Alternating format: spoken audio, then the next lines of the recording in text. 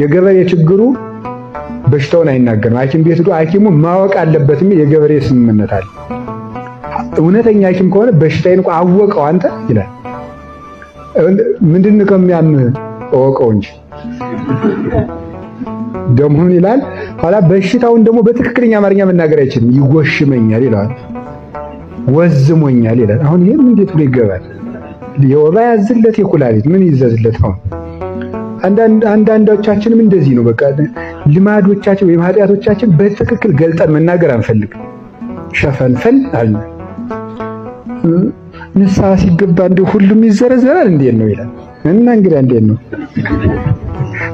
ታምር እናት እንግዲህ ሰርግ ዘርጉ ነው የሚነገረው።